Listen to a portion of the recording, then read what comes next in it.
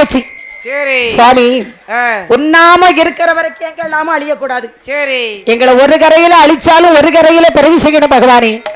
மூட்டை தான் உலகத்துல அழியாத வரத்தை வாங்கியிருக்கு.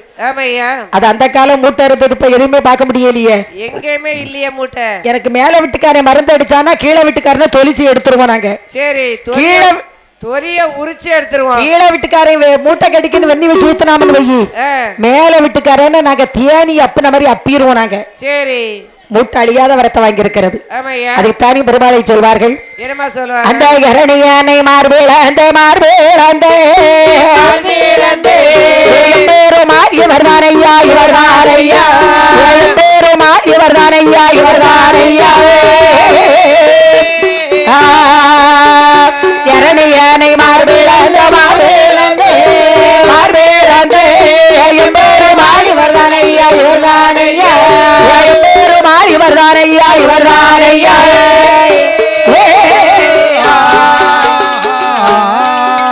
இவன் பிள்ளையாக பிறக்கலையே, பெருமாளாக பிறந்து இருக்கா, மைந்தனாக பிறக்கலையே, மாயோனாக பிறந்து இருக்கா. இந்த கதையை சொல்றது யாரு? யாரம்மா சொல்றா? விஸ்வாமித்திர மகாமுனிவர் தசரதர் கிட்ட உட்கார்ந்து சொல்றாரு. வந்து 2 மணி நேரம் ஆச்சு. சரி, உட்கார்ந்து இந்த கதை தான் நடக்கு. வீட்டுல மட்டுமா ராமன் பிள்ளையா பிறந்திருக்கிறான் தசரதா? முன்னவரு காலத்தில் சரி இரணியனை கொன்ற எம்பெருமாள் இவர்தானே தசரதா? இவர்தான் ஐயா. சரி, இரணியன் வீட்டுல பிறந்து இரணியன் அழிச்சாரு. சரி, வேற என் பிள்ளை ராமன் எங்கயா பிள்ளையா பிறந்திருக்கா சொல்லுங்க பார்ப்போன்னு தசரதர் கேட்கிறார். சரி, கேளு தசரதா கேளு. சொல்லுங்க ஐயா. இன்னொரு கதையை சொல்றேன் கேளு. சொல்லுங்க, சொன்னா தானே எனக்கு தெரியும். ஆமையா. முன்ன ஒரு காலத்தில் சரி அந்த ஆதி வெள்ளி கையிலே அரணுடைய இடமதியிலே அம்மாயுமை பார்வதியா அப்பே நானே ஈஸ்வரரோ 30 கோடி தேவர்களோ தேவர்களோ அசுரர்களோ நான்மோகனோ அரத்திரனோ சுந்தரனோ சந்திரனோ அகஸ்தியனோ புலஸ்தியனோ அவர்கள் அமர்ந்திருக்கும் தசரதா கேளு தசரதா கேளு. சொல்லுங்க ஐயா. முன்ன ஒரு காலத்தில் சரி ஆதிவள்ளி கைலாசகிரி பர்வதத்துல ஆதி பகவானும் அம்மை உமையவளாகிய பார்வதா தேவியும் 30 கோடி தேவுக்கள் 48,000 கோடி ரிஷி தபோதனர்கள் சரி கம்பருடர் கணநாதர் கிண்ணறி நாதர்கள் சித்தர் வித்தியாதரர் கொங்கர் வங்கர் மாளுவர் சாளுவர் சரி மல்லவர் வல்லவர் கிங்கரர் அடியவர்கள் கோடான கோடி மக்கள் கைலாசத்தில் கொலுவிட்டிருக்கிறார்கள். சரி, எல்லோரும் கைலாசத்தில் கொலுவிருக்கும் போது கைலாசத்துல ஒரு மாவிளக்கு எரிந்து கொண்டிருக்கிறது. என்னது மாதிரி இது? ஒரு மாவிளக்கு எரிந்து கொண்டிருக்கிறது. மாவிளக்குன்னா சாதாரண விளக்கு கிடையாது. சரி, 4 பிடி அரிசியை இடிச்சு ஒரு ஆட்டுவர்ல பெருசுல மாவை பிசைந்து சரி 1 பிடி நெய்ய ஊற்றி பஞ்சி திரி போட்டு சரி கைலாசத்துல பக்குவமாக மாவிளக்கு எரிந்து கொண்டிருக்கிறது. கைலாசத்துல வெளிச்சத்துக்காக மாவிளக்கு எரிஞ்சுக்கிட்டு எரிந்து கொண்டு இருக்கிறது. இந்த மாவை திருட வேணும் என்று சொல்லி ஒரு எலி ஒண்ணு கைலாசத்துல அப்பதே அங்கிட்டு ஓடி ஆடி தெரியுது. எலி அங்கிட்டு ஓடிக்கொண்டு இருக்கிறது. வந்த மாவை ஒரு கரையில கடித்து சாப்பிட்டது. மறு கரையில மாவை கடிக்கும் போது தெரியானது எண்ணக்குள்ள விழுந்து கைலாசத்தில் குபீர் என்று பிரகாசமாகவே வெளிச்சம் கொடுத்தது. கைலாசம் எப்படி இருக்கு? பிரகாசமாக எரிந்து கொண்டிருக்கிறது. கம்மியா எரிஞ்சுக்கிட்டு இருந்த விளக்கு பிரகாசமா எரிஞ்சுக்கிட்டு இருக்கு. சரி, அப்போ பார்வதி சொல்றா, பகவானே என்னையா இத்தனை கோடான கோடி மக்கள் எல்லாம் உட்கார்ந்து இருக்கிறோம் நாம. ஆமா, இப்போ கொஞ்ச நேரத்துக்கு முன்னாடி சரி இதுல ஒரு எலி வந்துச்சு, யாராச்சும் பாத்தீங்களா? யாருமே அங்க பாக்கலையே ஐயா. அண்ணா போது அண்ணா போது. சரி, அந்த எலிய பாத்தீங்களா? ஆமையா. உலகத்துல 6 அறிவு படைத்த மனுஷங்கள் நாம. சரி, மனுஷனுக்கு 6 அறிவு. 5 அறிவு படைத்த மிருகமாகிய எலிக்கு எவ்வளவு அறிவு ஒரு வார்த்தையில அண்ணா. எதற்காக பார்வதி அப்படி சொல்லுது? நாதா என்னையா இந்த விளக்கு ரொம்ப கம்மியா எரிஞ்சுக்கிட்டு இருந்துச்சு. இந்த மாவிளக்கு ஆமா கம்மியா ஒரு பஞ்சு திரி எரிஞ்சு இருந்தது. அந்த எலி வந்து விளக்க தூண்டி வச்சுட்டு போது பாத்தீங்களா? சரி, எலி விளக்க தூண்டி விட்டது பாத்தீங்களா? அடி பார்வதி என்னையா இது விளக்க தூண்ட வந்த எலி இல்லம்மா, மாவை திருட வந்த எலினார் சிவபெருமா. சரி, கிடையவே கிடையாது. இது விளக்க தூண்ட வந்த எலிதான். பார்வதி எலி என்றுக்கு நன்மை செய்யாது, சரி தீமைதான் செய்யும். கோக்காலி நிறைய முட்டையா நெல் அடிக்க வச்சிருப்போம், சரி ஒரு 2 மாசம் கழிச்சு போய் நெல் இருக்குன்னு சொல்லி எடுத்து திறந்து பார்த்தோம்னு வை, அங்க சாவிதான் இருக்கும், கெட்டுவா அப்படியே இருக்கும், உள்ள சாவிதான் இருக்கும், அரிசியை காணாது. அப்படி களவு செய்து சாப்பிடுமாமா எலி. இது விளக்க தூண்ட வந்த எலி இல்ல பார்வதி, இது மாவிளக்க திருட வந்த எலி. அதெல்லாம் நான் நம்பவே மாட்டேன். இது விளக்க தூண்ட வந்த எலிதான். சரி இப்ப அதை கூப்பிட்டு ஒரு மரத்தை கொடுக்க போறீங்களா இல்ல என்ன செய்யணும்னா பார்வதி பெண்ணு பிடிவாதமா நிக்கா. அவ பிடிவாதமா தான் இருப்பா. ஆமா பிடிவாதம் தானே கேடு, கேடு அவளுக்கு அதானே கேடு. ஏன்னா பொம்பளைனாலே பிடிவாதம் பிடிக்கதானா வேலையே அத வேலைக்கு போயிட்டு அறவே ஜடைச்சு அப்பந்தான் தலைவாணில படுப்பான். சரி நேத்து காலையில என் வீட்டுக்கு கிளக்கிட்டுக்காரி பட்டுச்சாலை கட்டிட்டு போறா பாவி மனுஷன், எனக்கு வாங்கி தந்தியான அவனை உயிரை எடுத்து தூங்க விடாம ஆக்கி, சரி பிடிவாதம் பிடிச்சு காலையில செல்வராணி கடையில அவனை அடகு வச்ச பிறதான சும்மா இருப்பான். நீ அவளுக்கு பட்டு சேலை எடுத்து கொடுக்கணும். நீ இந்த கிரேப் சில்க்ல 120 ரூபாய்க்கு எடுத்துட்டு அவன் எப்படி கட்டுவா? பக்கத்துல இருந்து பாத்துக்கிட்டே இருந்துட்டு பிடிவாதத்துல நின்னுட்டா. இனிமே அவன் நிலைமை என்ன ஆக போகுது?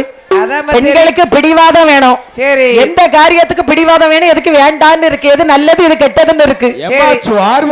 பிடிவாதம் பிடிக்காவல அப்படி இருக்கும்போது என்ன பண்ண முடியும்? நாளை சோத்துல உப்பு இல்லைன்னா மறுநாள் நீ பொங்கி தின்னு சோத்த பொங்காம இருந்துக்கிட்டாங்க. ஹோட்டல் எதுக்கு நம்ம வேலை போயிட்டு வரும்னா அவிய ஒருபடி அரிசி சோத்த பொங்கி தின்னுட்டு பாத்திரத்தை கழுவி கவுத்தியாகும். நாங்க வேலைக்கு போயிட்டு வர மனுஷன் சரி பொண்டாட்டி சாப்பிடாம கிடப்பாளன்னு பறந்து சோத்த பொங்கி வச்சா நாங்க சாப்பிட்டோம், நீங்க திங்கன்னா தின்னுங்க அப்படின்னு பார்த்துக்கிடுவோம். நீ பொங்குற சொத நாய் கூட திங்காது. அப்பதே அப்படித்தான் சொல்லுதா. எக்கா உங்க வீட்டுக்கு எத்தனை நேரம் நான் வாரேக்கா, ஒரு நாளாவது தாய் மவளும் சாப்பிடுங்கன்னு சொல்லுதீங்களான்னா. சரி அக்கா வீட்டுல கேட்க கூடாது தம்பி, அதுக்கு உரிமையோட வச்சு சாப்பிடு. அதுக்கு மவ என்ன சொல்ற, நீங்க வரமே நாங்க தான் பாத்திரத்தை கவுத்தி கழிவுறமேங்க. அவன் சொன்னா திங்க முடியாதுன்னு அவன் சொன்னா அது உங்க வீடு இல்ல எங்க அக்கா வீடு, நான் வச்சு சாப்பிட உரிமை இருக்குன்னா அப்படி உரிமையோட வச்சு சாப்பிடணும், யாருக்கிட்டையும் கேட்க வேண்டாம். ஆமா இதுல என்னையா இருக்கு? இரும சாப்பிடுறியா போகும்போது? ஆமா நீ வரமனேத்துக்கு ஒளிச்சு வச்சிருவா. வைத்த பாத்திரம் கூட இருக்காது சமையல் ரூம்ல. அதான் கேட்டேன். வைத்த விளக்கணை போட்டு கழுவிட்டு போ. ஆமா அப்போது அந்த எலியானது அங்க கதவு பூட்டியாகுமா? ஆமா. அப்போ பார்வதி சொல்றா, பகவானே என்னையா எலிய கூப்பிட்டு ஒரு வரத்தை கொடுக்க போறீங்களா இல்ல என்ன செய்யணும்னா? சரி சரி ஒரே பிடிவாதமா வரத்தை கொடுக்க சொல்ற. ஏன்னா மனைவி சொன்னா மறுக்க முடியாது, வரம் கொடுத்து தான் ஆக வேண்டும். ஆமா அப்போ நம்ம எலிய கூப்பிட்டு வரத்தை கொடுத்து தான் ஆகணும். சரி என்று பகவான் சொல்றாரு. எப்பா எலியே என்னையா எப்பா வாரா எப்பா மாவல்லியே என் வார்த்தை வந்து சொல்ல கேளாய், உனக்கு என்ன வர வேண்டும் ஐயா மாவல்லியே. எலியே உனக்கு என்ன வரம் அப்பா வேண்டும்? என்ன வர வேண்டும்? மாவை திருடிய காரணத்தினால் உனக்கு பேரு மாவல்லி. ஓ மாவல்லி. ஆமா உனக்கு என்ன வர வேணும் கேளுனார் சிவபெருமான். சரி அப்ப எலி கேட்டுச்சு, சுவாமி நான் இப்பிறவியில எனக்கு 4 காலு. சரி ஒரு 4 காலு ஒரு வாலு. சரி மூஞ்சி நீளமாக என்னை எலியாக படைத்திருக்கிறாய் சுவாமி. ஆமையா நான் அடுத்து ஒரு எலியா இருந்து ரொம்ப கஷ்டப்படுறேன். சில வீட்டுல 4 பையங்க சேர்ந்துக்கிட்டாங்க. சரி வீட்டுக்குள்ள ஒரே கலைக்கும், கையில வச்சிருக்க வாரியில வச்சு என்ன கலைக்கும், அங்கங்க ஓடுது. ஒரே வாசல்ல சாக்க விரிச்சு பிடிச்சுக்கிட்டுதான்.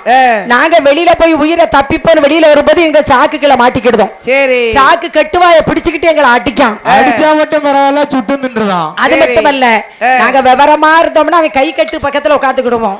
அவன் கீழே போட்டு அடிச்சுட்டு எலி செத்து போச்சுன்னு ஓதறமா நாங்க ஓடியே போயிருவோம். அப்படி ரொம்ப கஷ்டமா இருக்கு சாமி. சரி அடுத்த ஒரு பிறவியில எனக்கு 2 கால். ஓ 2 கால் 2 கை. சரி என்னை மனிதனாக படைத்து நான் மாவல்லி சக்கரவர்த்தி என்ற பட்டம் வாங்க வேண்டும் சுவாமி. என்கிட்ட அள்ள செல்வம் குறையவே கூடாது. சரி எலியா இருந்தாலும் எவ்வளவு அறிவோட வரம் கேட்டிருக்கு பாத்தீங்களா? எலி எப்படி கேட்டிருக்கு பாருங்க, எப்படி வரம் கேட்டிருக்கு பாருங்க. என்கிட்ட அள்ள செல்வம் குறையவே கூடாதுன்னு. சரி சாமி கிட்ட என்னது வேணாலும் கேட்கலாம் நாம. கடவுளே இன்னைக்கு வருஷத்துல 2 நாள் கொடை விழா, கலண்ட பெருமாள் இந்த பரிவார தேவதைகளுக்கு கொடை விழா சிறப்பா நடக்கு. நேற்று இன்னைக்கும் நீங்க என்னது சாமி கிட்ட கேட்டாலும் கிடைக்கும். சரி ஆனா நேற்று நீங்க கேட்கல, நாங்க வாங்கிட்டோம். நாங்க வில்லிசை கலைஞர்கள் 7 பேர், எங்க தாத்தா அவர் வண்டி 125 வருஷம் அவர் வண்டி இப்படியே ஓடும். சரி நம்ம பெரிய ஆளு கலண்ட பெருமாள் சாமி. ஆமாமா. அவர் வண்டி இன்னும் 25 வருஷம் அப்படியே ஓடும். சரி நாங்களும் வரத்தை 7 பேரும் வாங்கிக்கிட்டோம். நீங்க எல்லாரும் இன்னைக்கு வரத்தை வாங்குறதுக்கு வந்திருக்கிறீங்க. வருஷத்துல 2 நாள் பணத்தை செலவு பண்ணி கொடை விழா கொடுக்கிறோம். சரி அதாவது கோயில்ல வந்து ஆலயத்துல வந்து சாமி கிட்ட இறஞ்சி கேட்டா தான் கடவுள் வரத்தை தருவார். சரி நம்ம தான் வரிய கொடுத்தாச்சே. இனிமே இன்னைக்கு எங்க போவேன்? நீங்க தான் வில்லு படிக்காதங்க எங்க வீட்டு வரை கேட்க. இனிமே நாளைக்கு போவோம். அப்படி சாமி வரத்தை தருவாரா தர மாட்டாரு. யூடியூப்ல போட்டு விட்டுருதிய செல்லுல பாத்துட்டு வீட்டுல இருக்கலாம். கோயில்ல வந்து சாமி கிட்ட கேட்கணும். மண்டியிட்டு ஒரு நிமிடம் கண்ணை மூடாமல் திறந்திருந்து தெய்வமே எனக்கு இன்னும் செல்வத்தை கொடுப்பா, என்னுடைய கடைக்கண் பார்வை எங்களுக்கு வேண்டும். சரி என் பிள்ளைகள் நல்ல படிச்சு நல்ல கவர்மெண்ட் வேலை பார்க்கணும். என்ன கேட்கணுமோ சாமி கிட்ட கேட்கலாம். அதுக்கு தான் அவ்வளவு கொடை கொடுக்க சும்மா இல்ல. கேட்டா கண்டிப்பா கிடைக்கும். கண்டிப்பா கிடைக்கும். என் வீட்டு பக்கத்து வீட்டுக்காரி அம்மன் கோயில்ல உட்காந்து அழுவிட்டு இருந்தா. சரி மைனி என்னத்துக்கு அழுவுது? என்ன நீ மைனின்னு போயிட்டியா? ஆமா. மைனி உடனே சிரிச்சிட்டு கொழுந்தனார உப்ராதி அம்மனுக்கு பச்சை கலர்ல பட்டு சேலை கட்டியிருக்காவளா? சரி உங்க அண்ணன்ட்ட பச்சை கலர்ல பட்டு சேலை கேட்டேன். பைத்தியக்கார பைய சிவப்பு கலர்ல எடுத்துட்டு போயிட்டான்னு சொல்லி வைதிக்கிட்டு அவர் காளியம்மைக்கு கொடுக்க சேலை எடுத்து வந்திருக்காரு. அப்படிங்க அது எப்போ போடுற சேலை? தை மாசம் அங்க ஓம் சக்திக்கு போடுற சேலை எடுத்து வந்திருக்காரு. அப்படிங்கிற அங்கேயோ அம்மன் கட்டிட்டு பட்டு, இவரும் சாதா சேலை எடுத்து வந்திருக்காரு. அத மாதிரி அப்படின்னு இந்த குழந்தைங்கிட்ட அங்க கம்ப்ளைண்ட் கொடுத்திருக்காங்களே. இப்படி வந்து வரம் கேட்டா சாமி என்ன பண்ண முடியும்? அதனால அப்போ பார்த்தார் பகவான் சொல்றாரு. என்னமா சொல்லுகிறேன் ஐயா? மாவலிக்கு வரத்தை கொடுத்தார். சரி நீ மனிதனா பிறக்கணும் அவ்வளவுதானே. ஆமையா உன கேட்ட வரத்தை தந்துப்பா. சரி அடே தந்தே தந்தே என்னடா கேட்ட வரும் நீ கேட்ட வரும் தரணியை ஆண்டிடுவாய் குடைக்கு கீழே கொடுத்த கொடுத்து வரும் நீ கேட்ட வரும் குடையை ஆண்டிடுவாய் குடைக்கு கீழே.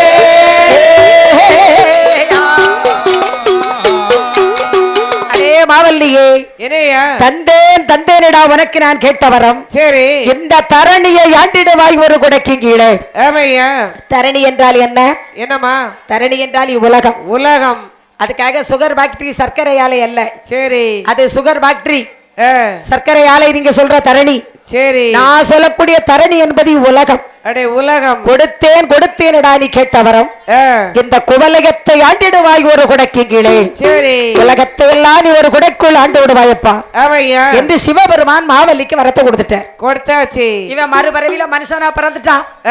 யாரு? மாவல்லி. மாவல்லி மனுஷனா பிறந்தாச்சு. 2 காலு 2 கை கப்படா மீசை சந்தன கடத்தில் வீரப்பை மாதிரி மீசையை வச்சுக்கிட்டான். என்ன ஜெயிக்கிறதுக்கு யார் இருக்கான்னு உட்கார்ந்து இருக்கிறான். சரி மாவல்லி சக்கரவர்த்தியாக வாழ்ந்துகிட்டு இருக்கான். அவன் சுற்று கோட்டை போட்டு ஆண்டு வராயே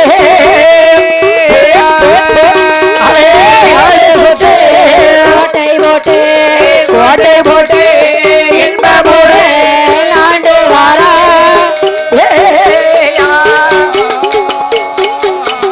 கைலாசந்த மங்கோதையா உலோக பொங்கோதையா பார்த்துட்டாள பார்வதியா பரமோக கண்ணாரே ஆண்டவேனே பகவானே அரண்ணாரே சிவனாரே மாவல்லி சக்கரவர்த்தி 7 சுற்று கோட்டை போட்டு இன்பப்பட நாட்டு வாரம். சரி ஒரு சுத்து 2 சுத்து கோட்டை எல்லாம் போடலையா? 7 சுத்து கோட்டை போட்டு இன்பமோட ஆண்டு வாரம். கைலாசம் மங்குகிறது. சரி பூலோகம் பொங்குது யார் கண் கொண்டு பார்க்க முடியல. சரி வரத்த வாங்கன்னு வர்றவங்க யாரு கைலாசத்துல கடவுளை தேடி வர்றதில்ல. மாவல்லி சக்கரவர்த்தி அள்ளி கொடுக்கறதுல ஆண்டையும் அவனைத்தான் தேடி போயிட்டே இருக்காங்க. 10 பணம் இருந்தா அவனை சுத்தி 10 பேர் இருப்பாங்க. பணம் இல்லாத பக்கத்துல யாரும் போவானா? யாரும் போக மாட்டான். மாவல்லி சக்கரவர்த்தி தான் அள்ளி கொடுக்கறதுல ஆண்டவன் சொல்லி அவனை தேடி போய்கிட்டு இருக்காங்க. சரி கைலாசத்துல கடவுளை தேடி யாரும் வர்றதில்ல. பகவான் பார்வதி உட்கார்ந்து இருக்காங்க. அவங்க 2 பேரும் உட்கார்ந்து இருக்காங்க. அவங்கள சாமியா நினைக்கல, மாவலியத்தான் சாமியா நினைச்சு போறாங்க. சரி ஏன்னா வரவங்க பார்வதி பரமசிவன் தான். ஆமா வாங்கி அவங்க அங்க வரம் கொடுக்காங்க. அங்க வரம் போகும்போது அவிய 2 பேருக்கு போடுற சண்டையை வளர்க்கறதுக்கு ஒரு ஆள் வேணும். சரி பார்வதி குடும்பா சிவன் கொடுக்க மாட்டேன் பாரு. வேற சிவன் கொடுக்க போறேங்க போய் பார்வதி நீ இதை கொடுக்காத இதை குடும்பாரு. சரி பாவம் அந்த மனுஷன் அந்த அம்மாட்ட சிக்கிட்டு போறத பாடு பெரிய பாடு. அப்போ பகவான் சொல்றாரு, என்னமா சொல்லுகிறாரு? பார்வதி சொல்றா, பகவானே என்னையா இனி கொடுத்தவர நாம வாங்க வேணும், ஆண்டவனே பகவானே, கொடுத்தவர வாங்க வேணும், ஆண்டவனே பகவானே.